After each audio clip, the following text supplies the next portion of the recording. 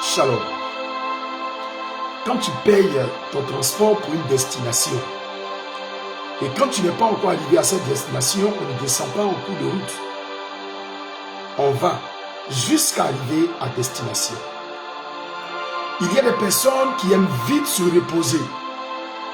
Il y a des personnes, quand elles travaillent, à un moment donné, il faut vite se reposer. Est-ce que l'heure est au repos? Est-ce que l'heure est au repos?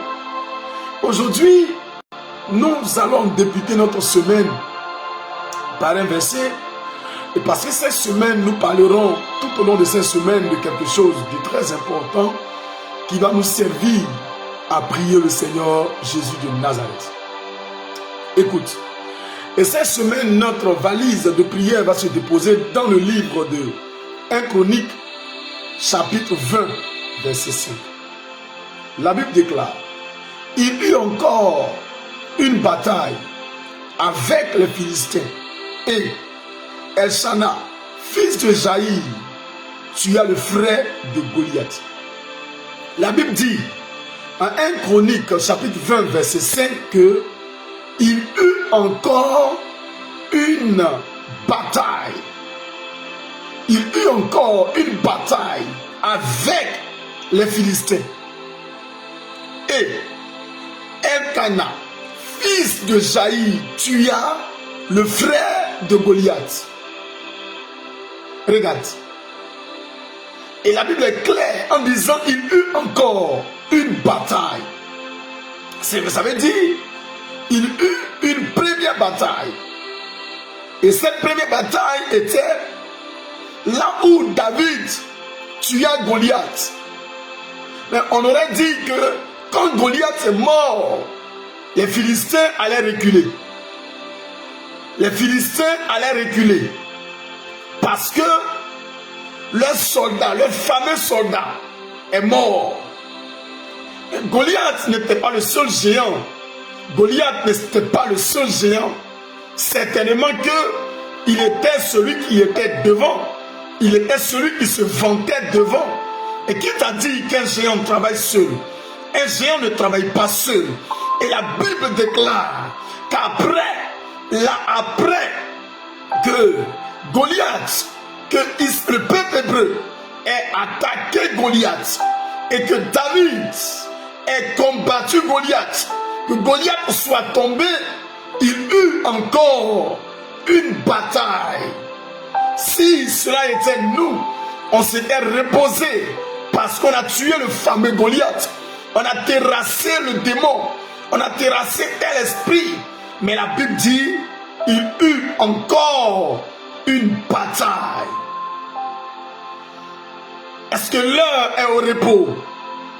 Goliath n'était que le commencement. Il doit y avoir encore une bataille. Et je suis venu te dire qu'un géant doit tomber. Tu es le géant qui fait tomber le géant. Tu es le géant qui terrasse le géant. Vous savez, depuis lors que Goliath est tombé, le peuple hébreu, le peuple juif a commencé à avoir foi, confiance qu'un géant peut tomber. Depuis lors que tu as remporté cette bataille contre les démons, contre un esprit, regarde, cela doit te donner la foi, te dire qu'un géant peut encore tomber.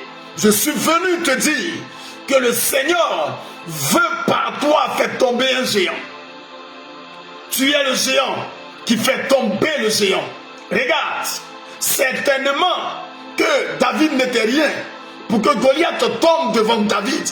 Il était un tout petit enfant, un jeune homme qui n'était pas habilité à la guerre.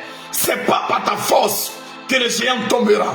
Dieu veut que tu te mettes dans le combat. Et lui, il fera tomber ce géant. Mais je suis venu te dire, Goliath n'a pas agi seul. Goliath ne travaille pas seul. Goliath travaille avec un groupe de géants.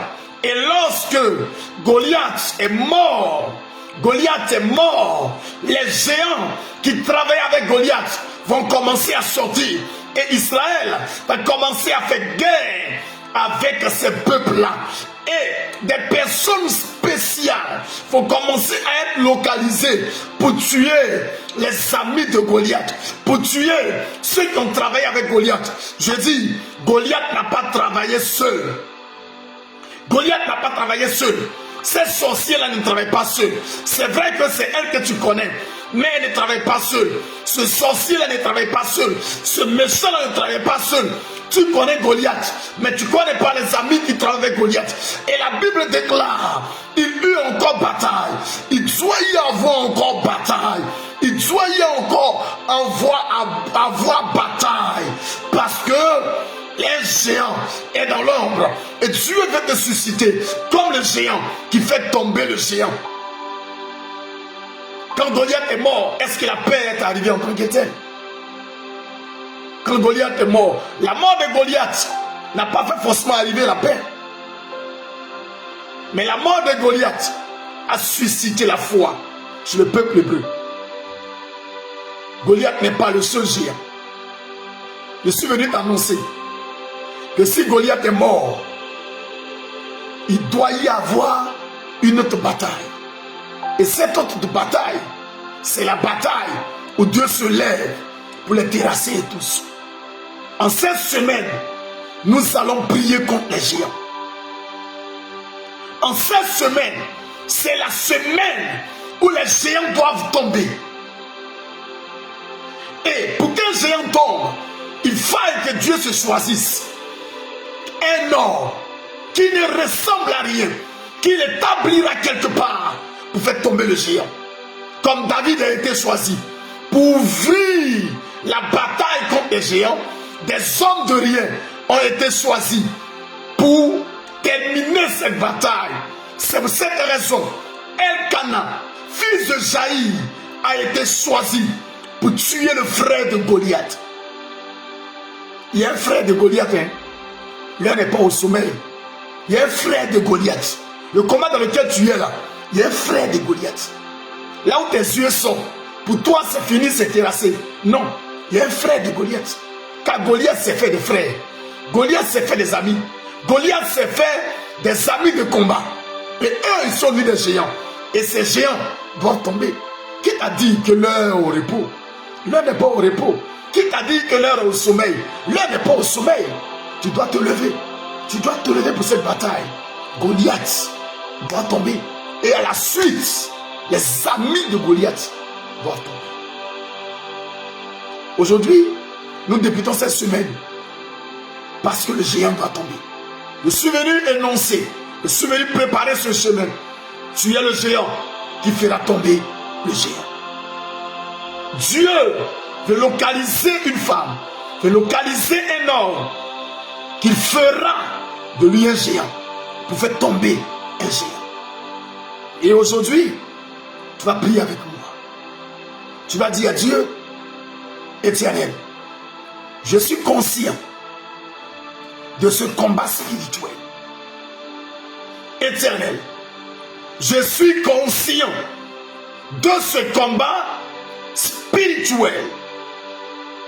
Même si je vois Goliath tomber, je suis conscient que le combat n'est pas encore fini. Éternel, à moi de force, à moi de courage, Père, pour que je ne dorme pas. Éternel, réveille-moi, éveille mon esprit pour que je ne sois pas surpris. Dans le nom de Jésus de Nazareth, et réveille-moi, éveille mon esprit pour que je ne sois pas surpris, Jésus. Éternel, donne-moi la force du géant. Et je veux être ce géant qui fait tomber le géant. À partir d'aujourd'hui, donne-moi cette onction spéciale dans le combat spirituel. Au nom de Jésus de Nazareth. Merci Jésus. Parce que tu fais de moi un géant qui terrasse un autre géant. Merci Jésus, parce que tu m'apprêtes pour combattre un autre géant. Merci Jésus, parce que de par ma vie, un géant sera terre. Merci Jésus. Il dit, il eut encore une autre bataille. Après celle de Goliath, il eut encore une autre bataille où Elkana, fils de Jaïr, tu as le frère de Goliath. Tu penses que le combat est fini. C'est pourquoi tu dors. Tu penses que c'est fini. C'est pourquoi tu es en train de dormir. En cette fin d'année, le combat n'est pas encore fini. Quand Goliath meurt, il est le frère de Goliath. Quand Goliath meurt, il est l'armée de Goliath. Et cette semaine, nous parlerons des géants. Parce que les chrétiens sont figés sur Goliath. Non, Goliath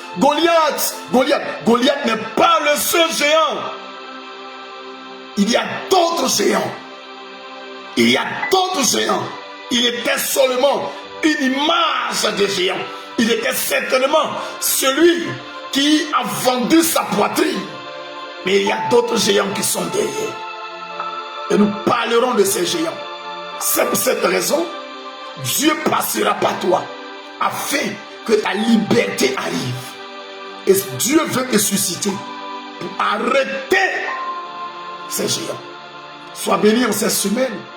C'était seulement introduire le thème de cette semaine. Et laisse-moi te dire, tu es le géant qui terrasse les géants. Dieu te bénisse. Vous étiez votre serviteur pour faire Franck Kwasi.